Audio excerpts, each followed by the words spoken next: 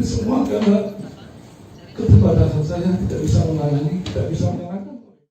Ketua Panitia Pelaksana atau Panpel Arema FC Abdul Haris akhirnya buka suara setelah ditetapkan jadi tersangka dalam tragedi di Stadion Kanjuruhan. Dalam keterangannya, Abdul Haris menyampaikan permohonan maaf kepada keluarga korban, Aremania, dan supporter Indonesia. Abdul Haris mengaku salah dan menyatakan siap bertanggung jawab terkait peristiwa yang merenggut 131 nyawa itu.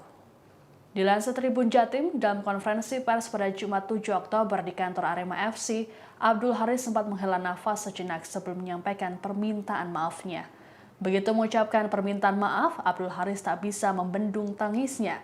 Ia juga menyampaikan bela sungkawa terhadap para keluarga korban yang ditinggalkan.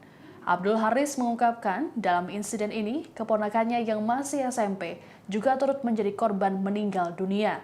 Dalam pernyataannya, Abdul Haris mengatakan dirinya sebagai ketua Panpel meminta maaf karena tidak mampu menyelamatkan dan melindungi para korban. Abdul Haris lantas menceritakan peristiwa serupa di Stadion Kanjuruhan pada 2018 silam. Kala itu sebanyak 214 orang mengalami sesak nafas dan mata perih akibat gas air mata. Belajar dari insiden tersebut, Haris mengaku sempat mengingatkan sejumlah pihak terkait agar peristiwa serupa tak terulang kembali. Haris pun menduga ada perbedaan penggunaan gas air mata antara tahun 2018 dan 2022. Diungkapkan olehnya, korban pada tahun 2018 masih bisa diselamatkan dengan cara dikipasi dan diberi air. Namun pada peristiwa kemarin, menurut Haris, para korban banyak yang meninggal dengan wajah membiru. Ia lantas meminta agar korban meninggal diotopsi supaya diketahui penyebabnya, apakah karena gas air mata atau berdesakan.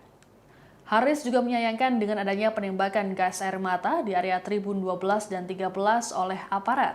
Meski begitu, Haris menyatakan siap bertanggung jawab setelah ditetapkan jadi tersangka, termasuk sanksi seumur hidup tak beraktivitas di dunia sepak bola.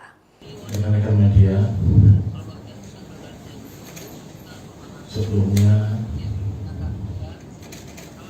mohon maaf yang sebesar-besarnya, sedalam-dalamnya kami berduka, kami sangat berkabung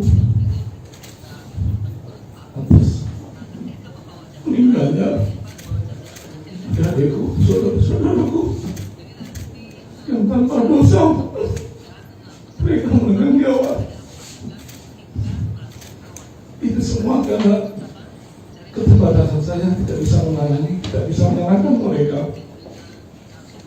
sehingga terkait tragedi kemanusiaan. Sekali lagi saya mohon maaf pada keluarga korban dan kepada seluruh Aremania, penonton, supporter seluruh Indonesia. Sekali lagi saya sebagai kata ketua Panpel mohon maaf karena tidak bisa menyelamatkan, melindungi mereka, adik-adikku, saudara-saudaraku, keponakan yang SMP juga meninggal. Mohon maaf.